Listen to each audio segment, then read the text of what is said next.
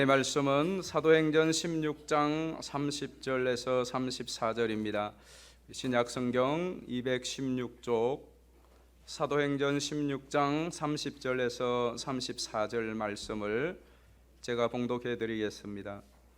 그들을 데리고 나가 이르되 선생들이여 내가 어떻게 하여야 구원을 받으리까 하거늘 이르되 주 예수를 믿으라 그리하면 너와 내 집이 구원을 받으리라 하고 주의 말씀을 그 사람과 그 집에 있는 모든 사람에게 전하더라. 그 밤 그 시각에 간수가 그들을 데려다가 그 맞은 자리를 씻어주고 자기와 그 온 가족이 다 세례를 받은 후 그들을 데리고 자기 집에 올라가서 음식을 차려주고 그와 온 집안이 하나님을 믿음으로 크게 기뻐하니라. 아멘. 할렐루야. 오늘도 이 3부 예배 특별히 이 초청주일 초대받아 오신 여러분들, 또 오랜만에 뵙는 분들도 계십니다. 오랜만에 뵙는 분들, 또 우리 모든 성도님들 잘 오셨습니다. 여러분 모두에게 우리 하나님의 회복하게 하심과 또 치유하심과 또 새롭게 하심과 또 영생의 길로 인도하여 주시는 은혜가 가득하시기를 예수님의 이름으로 축원합니다. 우리는 지난 2년여에 걸쳐서 이 코로나라고 하는 큰 문제와 씨름을 하며 여기까지 달려오고 있습니다. 우리 인생에는 이 코로나뿐만이 아니라 코로나가 이제 없어지고 나도 또 여전히 많은 문제들이 남아 있습니다. 그래서 우리 인생은 문제투성이인 것이 우리 인생입니다. 몇 가지 여러분 스스로 한번 질문을 해보십시오. 나는 지금까지 인생을 잘 살아오고 있는가? 나는 가정에서 남편으로서 아내로서 내 역할을 잘 감당하고 있는가? 또 자식으로서 부모로서의 역할은 제대로 감당을 하고 있는가? 여러분들이 출근하는 회사 또 사업하는 사업장에서 내가 사업을 경영하고 또 직장 생활은 내가 제대로 잘 하고 있는가? 교회에서 신앙생활을 하시는 분들, 여러분들은 신앙생활과 또 교회에서의 생활은 제대로 잘 하고 있는가? 그리고 여러분의 앞으로 남은 인생길, 내 남은 미래에 대하여, 여러분의 인생의 노후에 대하여서는 여러분이 잘 준비하고 대책을 세우고 있습니까? 그러다가 어느 날 언제일지 모르지만은 죽음이 내 앞에 성큼 다가올 때에 여러분은 그 죽음에 대한 준비와 대비를 하고 있습니까? 그리고 지금처럼 이렇게 여러분이 살으세도 잘 살고 있는 것입니까? 이것은 우리 모두가 해야 될 질문이요 답이에요. 그리고 이 질문에 대하여 답을 제대로 가지지 못하면 내 인생은 방황하는 인생이 됩니다. 여러분의 가정에서 방황하고 계시는 것이고요, 여러분이 나가는 직장과 사업장에서 그 사업이 방황하고 있는 것이고, 교회에 다니기는 해도 교회 생활이 방황하는 교회 생활이, 여러분의 인생 자체가 방황하다가 어느 날 도탄에 빠지게 됩니다. 그래서 인생은 내가 돈을 얼마나 가졌느냐, 어떤 지위를 가졌느냐, 어떤 환경에 사느냐가 잘 사느냐 못 사느냐가 아니라 여러분이 어떤 처지 행편에서도 내 인생 앞에 닥친 이 문제에 대하여 문제를 잘 푸느냐, 그러면 잘 사는 것이고 잘 못 풀면 잘못 사는 거예요. 여러분 지금 여러분 앞에 질문할 수밖에 없는 이 인생의 문제들, 그 문제를 내가 어떻게 푸느냐가 여러분의 인생인 것입니다. 오늘 간수가, 우리가 읽은 책의 성경에 간수가 이렇게 묻습니다. 내가 어떻게 하여야 구원을 얻으리까? 여기에 내가 어떻게 하여야 하는 이 질문은 여러분이 어렸을 때부터 지금까지 아마 가장 많이 한 질문일 거예요. 내가 어떻게 하여야, 내가 어떻게 하여야. 지금도 여러분이 예배를 드리는 이 시간에도 여러분의 머릿속 한켠에는 내가 어떻게 하여야, 이 예배 마치고 어떻게 하여야 하는 문제들이 남아 있을 거예요. 내가 어떻게 하여야, 이것이 가장 많이 하는 질문이에요. 그 다음에 구원을 얻느냐. 이 구원이라고 하는 것은 지금 제가 말씀을 드린 모든 문제가 다 함의되어 있는 단어예요. 예를 들면 내가 어떻게 하여야 평안을 얻을 수 있을까? 내가 어떻게 하여야 치료를 받을 수 있을까? 내가 어떻게 하여야 이 관계의 문제를 해결할 수 있을까? 내가 어떻게 하여야 내게 주어진 이 업무를 감당할 수 있을까? 모든 여러분의 질문이 이 구원이라고 한 단어 속에 다 삽입되어져 있습니다. 그래서 내가 어떻게 하여야 구원을 얻으리까에 대한 질문에 대한 답이 주 예수를 믿으라.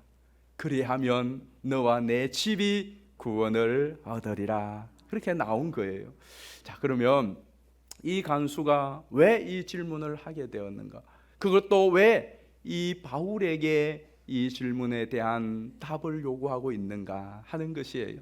바울과 실라는 빌립보라고 하는 지역에 복음 전도를 하기 위하여 갔습니다. 전도를 하던 중에 앵벌이 무당을 만납니다. 앵벌이라고 하는 것은 돈을 벌어다가 바치는 사람이죠. 이 앵벌이 무당이 아마 어느 주인의 노예였을 거예요. 그러다가 신접하게 되었습니다. 귀신이 들리게 되자 귀신의 영험함을 빌려서 사람들의 운세를 맞추는 겁니다. 점을 봐줍니다. 그리고 점을 봐주고 돈을 받으면 그 주인이 이제 뜯어가는 것이죠. 이 앵벌이 무당이 한 번은 바울이 지나가는 것을 보고 바울의 뒤를 쫓아가면서 이 사람들은 하나님의 구원을 선포하는 자입니다 하고 고래고래 소리를 지릅니다. 그것도 하루 이틀도 아니고 여러 날을 그러니까 바울이 불쌍히 여겨서 예수의 이름으로 귀신아 나가라 말하니까 그 귀신이 이 앵벌이 무당에게서 나가버리는 거예요. 그러니 이제는 신기로 점을 칠 수가 없고 그러자 돈을 벌 수 없으니 주인이 화가 났습니다. 자기의 돈벌이가 없어져 버린 것입니다. 화가 나서 바울과 실라를 장터의 관리에게로 붙잡아 끌고 가서 사람들을 부축해서 고발을 합니다. 이 사람들은 유대인으로 이 성에 와서 온 성을 소란하게 하고 잘못된 풍습을 전합니다 라고 고발을 하자 관리가 옷을 벗기고 매우 쳐라 그렇게 하죠. 그래서 거의 안 죽을 만큼 두들겨 팹니다. 그리고는 발에 착고를 채워서 감옥 깊은 곳에 투옥시켜 버립니다. 그리고는 간수로 하여금 단단히 도망가지 못하도록 지키라고 명을 내립니다. 참 좋은 일 선한 일을 하다가 억울하게 매를 맞고 감옥에 갇히었으니 바울과 실라 몸과 마음도 얼마나 괴롭겠습니까? 그러나 감옥에 갇힌 바울과 실라는 불평하고 원망하는 것이 아니라 도리어 한밤중 밤이 깊었는데도 하나님을 향하여 찬송하고 기도합니다. 주변에 있던 다른 죄수들이 다 듣도록 찬송하면서 기도를 하는데 사도행전 16장 26장에 보면 갑자기 옥터가 움직이기 시작하더니 그들의 발에 채워져 있던 착고가 스르르 풀어지고 그리고 굳게 닫혀 있던 감옥의 문이 열리는 거예요. 문이 열리는 거예요. 소동이 일어나자 한밤중에 잠을 자고 있던 간수들이 깨었습니다. 화들짝 깨어서 무슨 일인가 보니까 옥문이 활짝 열려 있습니다. 그 순간 아하, 죄수들이 문을 열고 탈옥하였구나. 이제 나는 죽었구나. 이 탈옥범들이 죄를 뒤집어 쓰든지 아니면은 내가 이 문책으로 죽음을 면치 못하겠구나 생각한 간수는 스스로 칼을 차고 있던 칼을 빼내서 자결 하려고 하는 것이죠. 자결을 하려고 하는 그 바로 순간에 안에서 여보시오 우리가 여기 있으니 그러지 마시오 하고 바울이 외칩니다. 깜짝 놀라서 칼을 내려놓고 그 감옥 안으로 등불을 두고 들어가 보니까 그게 죄수들이 하나도 도망가지 않고 있는 겁니다. 그래서 그 바울과 실라 앞에 이 간수가 엎드려서 내가 어떻게 하여야 구원을 얻으리까 라고 말하는 거예요. 자, 이 구원이 무슨 이야기일까요? 뭘 지금 말하고 있는 걸까요? 그것은 첫 번째는 현실의 문제에 대한 답이 무엇입니까? 하는 것이에요. 즉, 이 현실은 무슨 현실이에요? 지금 이 간수는 너무너무 혼란스럽습니다. 지금 당황스럽습니다. 왜? 옥문이 열려지고 그리고 죄수들의 착고가 풀어진 것도 이게 당황스러운데 그들이 도망하지 않고 그대로 있단 말이죠. 이게 도대체 무슨 일인가?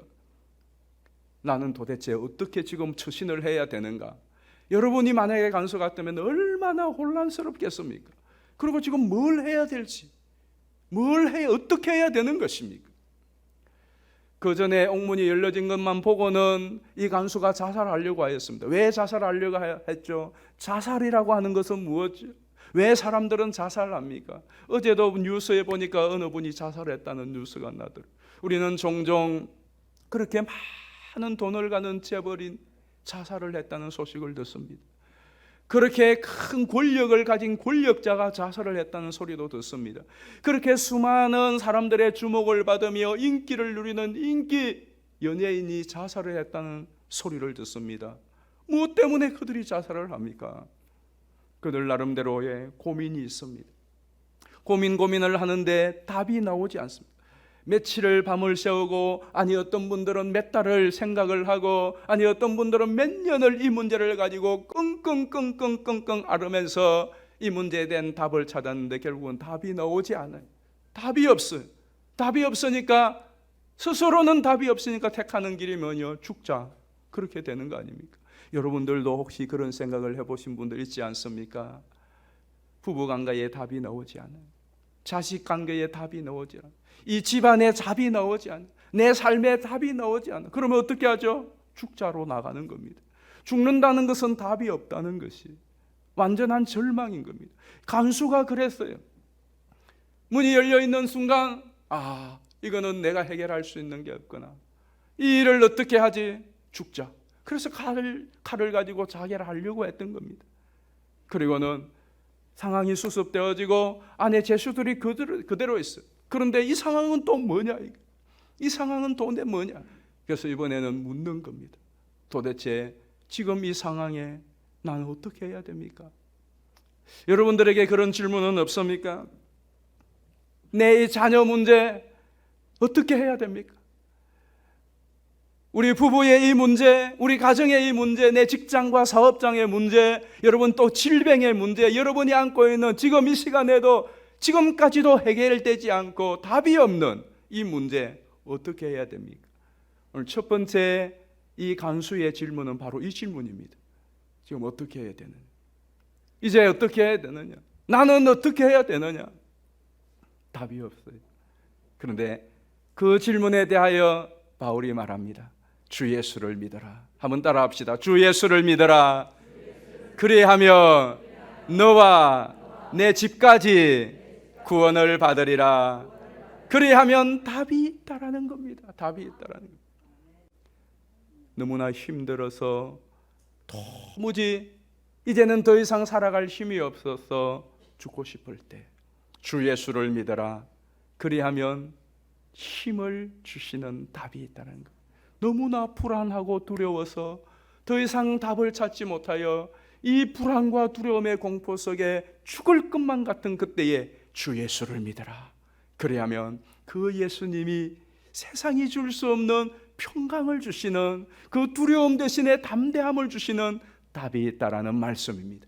주 예수를 믿어라. 그리하면 구원을 받으리라는 것은 첫 번째 그 의미예요. 두 번째 의미는 내세에 대한 문제에 대한 해답이에요.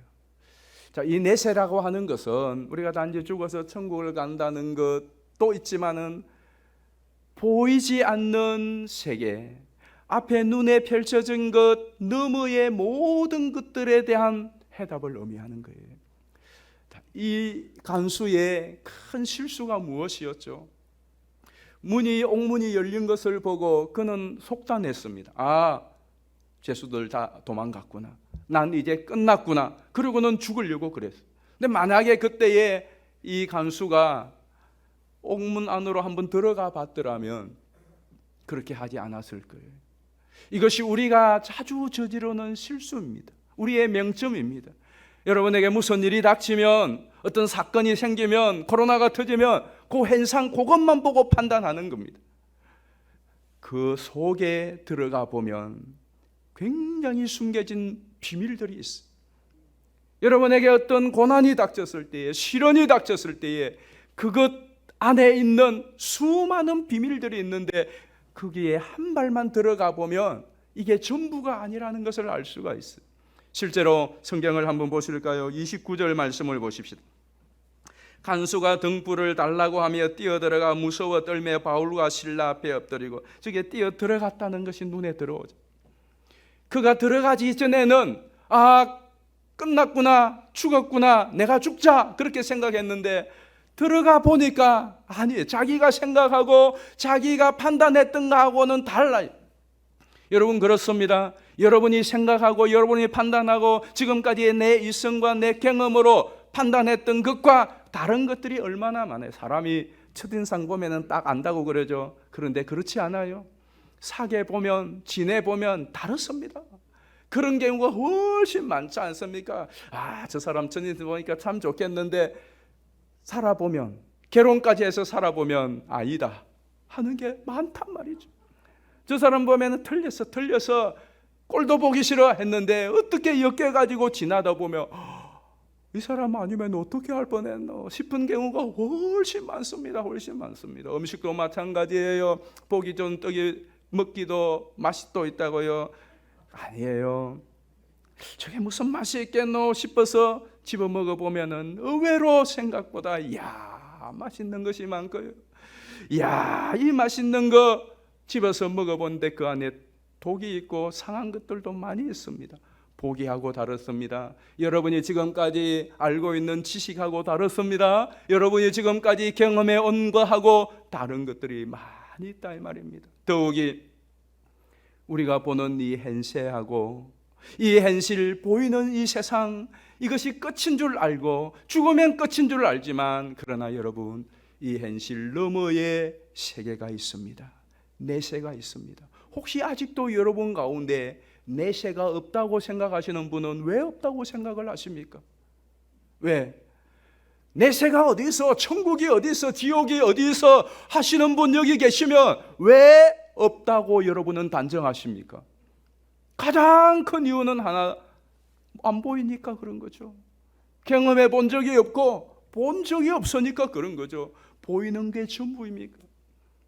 여러분이 못 보는 것이 얼마나 많습니까? 그럼에도 불구하고 우리는 믿어요. 누가복음 16장에 보면 이런 이야기가 있습니다. 한 부자가 있고 거지 나사로라고 하는 사람이 있어요. 이 부자는 너무 부자였어요. 그래 날마다 고운 자색 옷을 입고 호화로이 잔치를 하며 날마다 그렇게 지냅니다. 그런 부잣집 바로 대문 앞에 거지 나사로가 있어요. 몸에 흔대가 나서 그 흔대를 긁고, 그 부잣집 문간에 있는 것은 날마다 잔치를 베푸는 그 부잣집의 상에서 떨어지는 부스러기라도 먹고 배나 좀 배고픔이나 면해보려고 거기에 앉아 있는 거예요. 그런데도 늘 배고파요. 그리고 개들이나 가끔씩 나와서 그 흔대를 핥아주는 비참한 신세에 있습니다. 그런데 날마다 자색 옷을 입고 호화로 연락하는 부자도 어느 날 죽고 그 거지 나사로도 죽습니다. 그런데 어쩐 일인지 거지 나사로는 천국에 갔고 부자는 지옥에 떨어졌습니다. 그 부자가 불꽃 가운데서 고민하면서 천국에 앉아있는 나사로를 보면서 아브라함에게 부탁합니다. 저 나사로를 보내어 손가락으로 물을 찍어 내 혀끝이라도 좀 서늘하게 해 주옵소서 라고 부탁을 하지만 그에게 들려온 소식은 천추의 한이 되는 말이었습니다. 우리 누가복음 16장 25절 말씀 볼까요?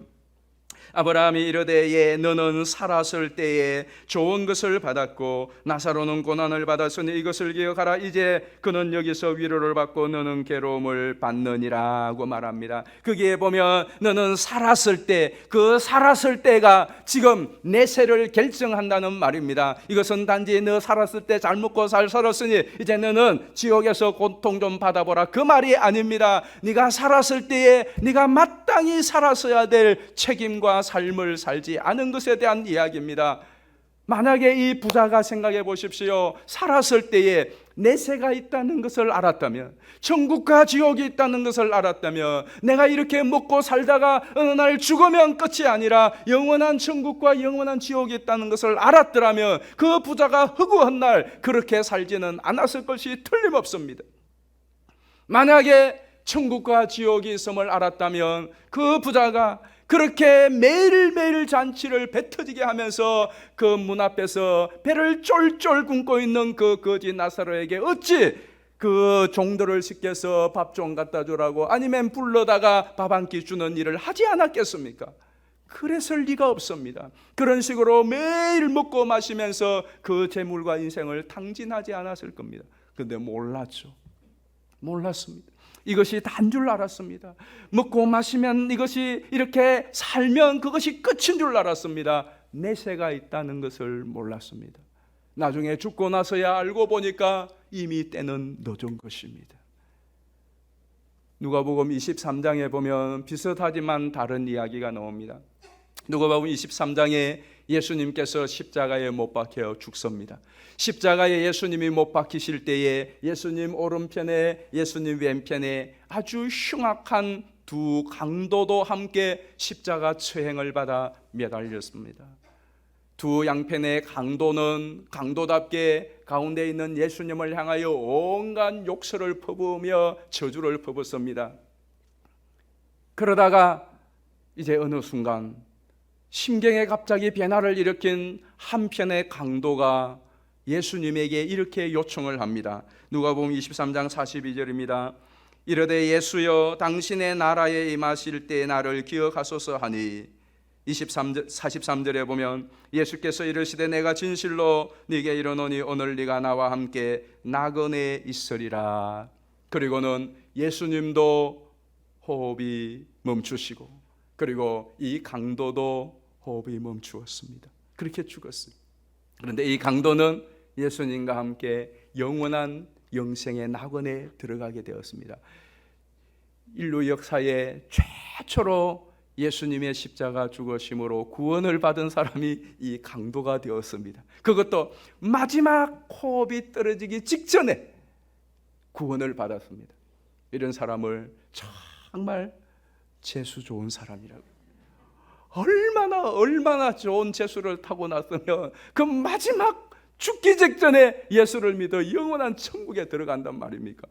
그 강도가 천국에 가서 와, 나보다 재수 좋은 사람 나와봐, 여러분 그랬겠습니까? 아니죠. 그 강도가 그 천국에서 어떻게 했겠습니까? 내가 정말로 세상적으로 말로 너무 운이 좋았어. 이 마지막 순간에 어떻게 내세가 있는 것을 알고 예수님에게 구원이 있는 것을 알아서 내가 정말로 극적으로 예수님에게 구원을 요청하여 예수님의 말씀 믿고 천국에 온 것은 정말 다행인데, 만약에 내가 한 달 전, 아니 하루 전만 이 사실을 알았더라면 내가 내 인생 이렇게 살지 않았을 건데, 그렇지 않겠어요? 내가 한 달 전에만 천국과 내세가 있다는 것, 이렇게 살다가 죽으면 끝이 아니라 영원한 내세가 있다는 것을 알았더라면 내가 그 한 달 이렇게 살지 않았을 텐데, 하루만 일찍 알았더라도 그 하루 동안이라도 이렇게 살지는 않았을 때에 여러분 그렇게 하지 않겠어요? 오늘 이 간수도 마찬가지예요. 그 간수가 옥문이 열려서 이제 다 타러 가고 내 끝났구나 그렇게 생각하고 자결하였으면 어쩔 뻔하였습니까? 그게 끝이 아니라 들어가 보니까 그게 아니라는 것이죠. 간수는 바울과 실라를 향하여서 궁금증을 가졌습니다. 도대체 당신들은 뭐요? 당신들의 정체는 뭐냐는 거죠. 옥문이 열렸고 억울하게 감옥에 왔는데 당신들의 착고가 풀려졌어요. 이건 기적인데 그러면 당신들 나아야 되지 않느냐? 왜 거기에 있느냐는 겁니다. 그리고 당신들은 도대체 뭐냐? 그렇게 두드러 맞고 그렇게 억울함을 당하고 감옥에 왔는데 그 감옥에서 찬송이 나오느냐 이거예요. 당신의 하나님은 도대체 당신이 맞을 때에 이 감옥에 들어가기까지 뭘 하셨는데 당신들은 이 감옥에서 그 하나님을 찬송하고 기도하고 있는, 도대체 당신은 뭐요? 당신들의 세계는 뭐냐? 이 간수가 내가 어떻게 하여야 구원을 얻으리까 하는 말은 당신들이 알고 있는, 당신들이 보고 있는, 내가 알지 못하는, 내가 보지 못하는 남다른 세계가 당신에게 있는 것 같다. 인간적인 상식과 이성으로는 당신들 같은 말과 행동이 나올 수가 없는데 도대체 당신들은 뭐냐? 당신들이 알고 있는, 당신들이 보고 있는, 당신들이 믿고 있는 그 세계에 대하여 내가 어떻게 해야 알 수 있겠느냐 하는 말과 다르지 않아요. 그때에 바울이 말하는 겁니다. 주 예수를 믿으라. 그리하면 네가 이 비밀을 알게 되고 가지게 될 것이다 하는 것입니다. 어째서 그럴까요? 요한복음 3장 16절은 우리가 잘 아는 말씀인데 여러분 같이 한번 읽어보실까요? 요한복음 3장 16절. 하나님이 세상을 이처럼 사랑하사 독생자를 주셨으니 이는 그를 믿는 자마다 멸망하지 않고 영생을 얻게 하려 하심이라. 로마서 5장 8절도 같이 읽어보겠습니다. 우리가 아직 죄인 되었을 때에 그리스도께서 우리를 위하여 죽으심으로 하나님께서 우리에 대한 자기의 사랑을 확정하셨느니라.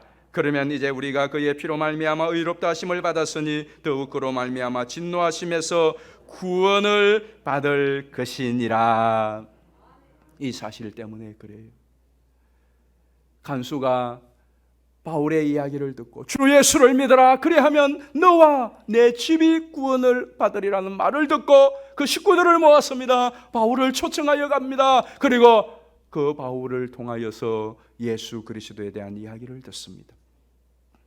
우리를 이처럼 사랑하사 하늘 보좌를 버리고 이 땅에 오셔서 인간의 몸을 입으시고 우리의 죄를 대신 지고 우리가 받아야 될 죄의 대값을, 죄의 대가를 치르기 위하여 십자가에 못 박혀 죽으심으로 우리의 죄를 속량하신 분이 예수님입니다.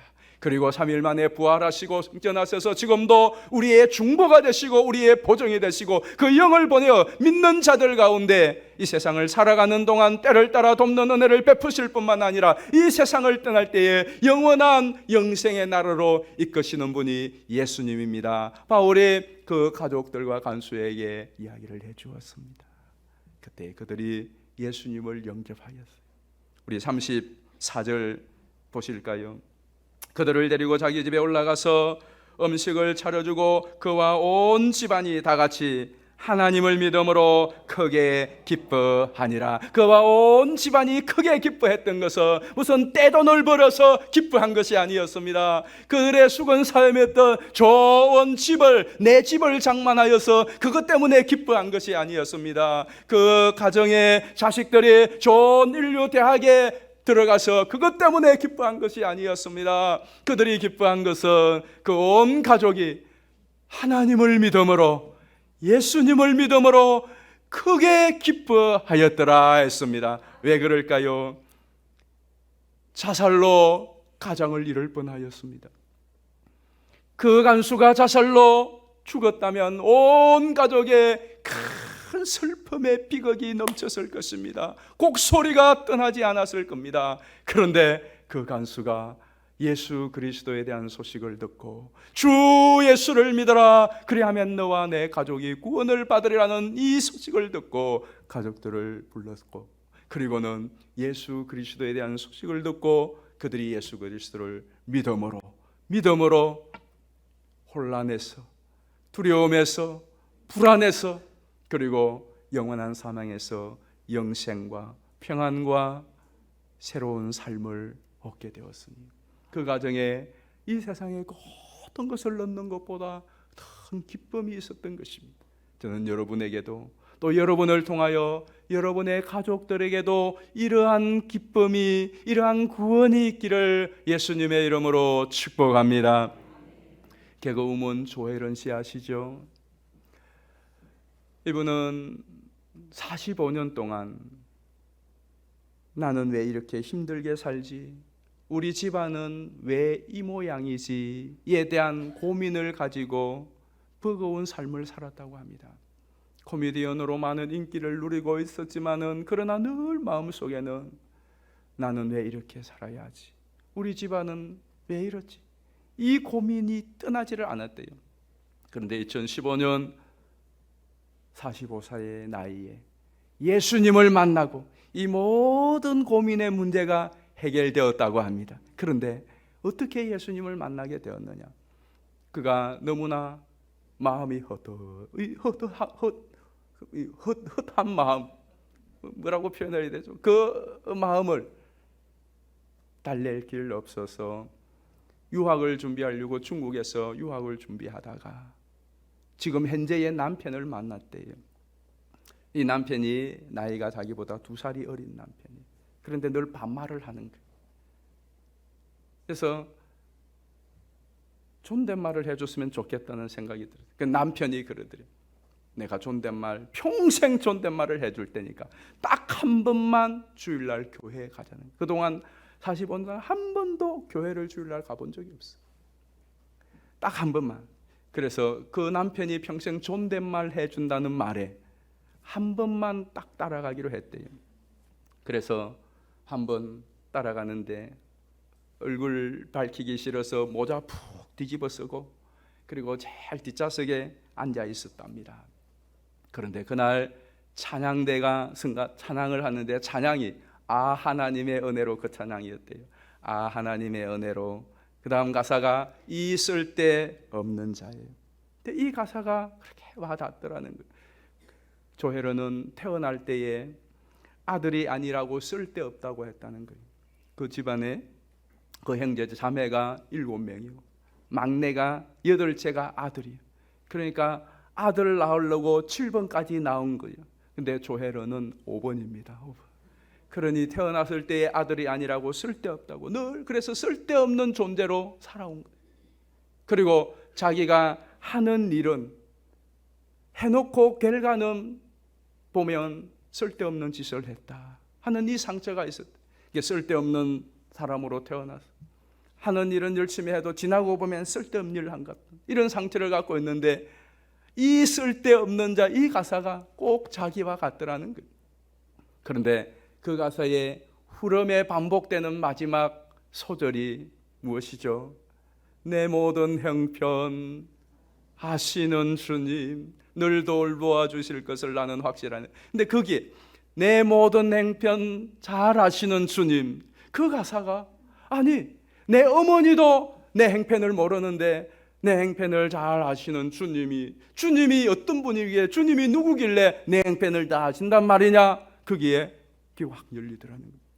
그리고 그날 목사님 설교가 출애굽기 32장이었대요.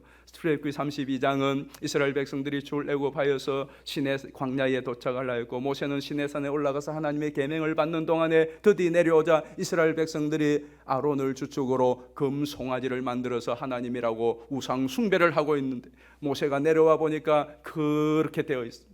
모세가 활을 불같이 내며 받아온 2 돌판을 깨뜨리고 하나님께서는 이제 이 백성들을 진멸하고 내가 새롭게 출발하겠다 하는 것이 출애굽기 32장이에요. 근데 이게 너무 재밌어서 그 다음이 어떻게 될까 너무 궁금하다라는 겁니다. 그래서 그 다음이 궁금해서 그 다음 주일날 교회로 왔다가 지금까지 교회를 다닌다는. 그런데 그때부터 이 성경에 빠져 그분이 지금 성경 강의를 하는데 100만이 넘는 조회수를 나오는 것도 있어요. 그런데 놀라운 것은 자기의 인생만 바뀐 것이 아니라 1번으로 예수를 믿고 나서 그 다음에 77년을 남녀호랭개고 불당을 일본 불상을 집안에 들여다 놓고 섬겨왔던 자기의 어머니 77세에 예수님을 2018년도에 영접하고 그리고 두 언니와 또 여동생 그리고 막내 아들까지 예수님을 믿게 되었다. 그 어머니는 예수 예자도 꺼내지 말라고. 근데 2018년도에 방광에 문제가 생겼어요. 의사가 이제는 평생의 소변줄을 차고 사셔야 된다고 판정을 내렸어요. 그럼에도 조혜련 씨에게 너 나에게 전도할 생각하지 마라고 했던 분이래. 그런데 여차저차해서 예수님을 영접하게 되고 영접하시는 그날부터 성경을 읽기 시작하는데 성경에 푹 빠져서 성경을 계속 읽는데 성경을 사독하는 때에 이 소변줄을 떼어내었대요. 소변줄을 지금도 차지 않고, 그리고 작년에 믿은 지 4년 만에 성경을 29덕을 했다는 간증을 하는 것을 들어보았어요. 온 가족, 우리 집안은 왜 이 모양이야? 나는 왜 이렇게 살아야 돼? 했던 그 한 여인이 예수님 만나고 나서 그 한 사람의 인생뿐만 아니라 그 온 집안의 삶이 달라졌어요.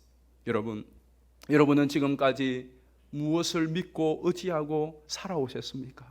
여러분의 집안은 무엇을 믿고 의지하고 지금까지 살아오셨습니까? 여러분이 믿는 바가 여러분의 질병과 여러분의 시련과 두려움과 눌림과 고난과 때로는 여러분의 죽음이 내 앞에 닥쳤을 때 그 모든 것을 책임져 줄만 하십니까?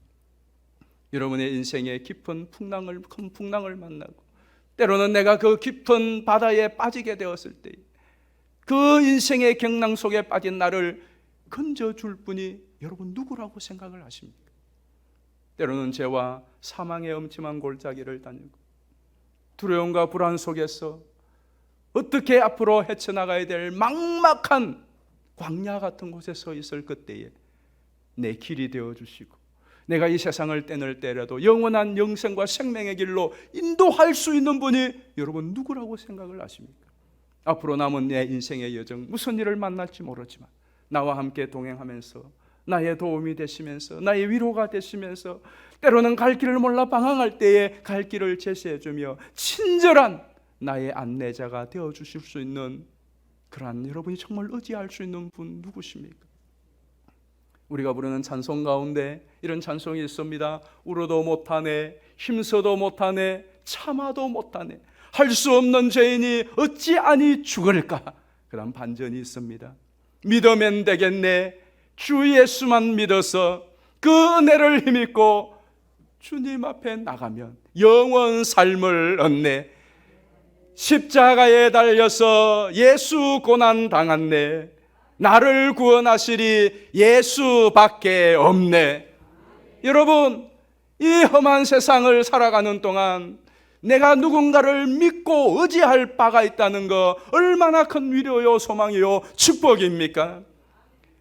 내가 이 세상을 살아가는 동안 무슨 일을 만날지 모르지만 그래도 내가 의지하고 믿는 분이 있다는 거, 이보다 더 큰 소망과 위로가 어디에 있겠습니까? 어느 날 여러분 죽음이 눈앞에 성큼 다가온다고 할지라도 그 죽음이 별로 무섭지 않고 이 죽음의 요단강을 나와 함께 건너갈 분이 있다는 이 믿음이 있고 이 의지가 있다는 거, 이것이 얼마나 큰 축복이요, 얼마나 큰 소망입니까? 그분이 누굽니까?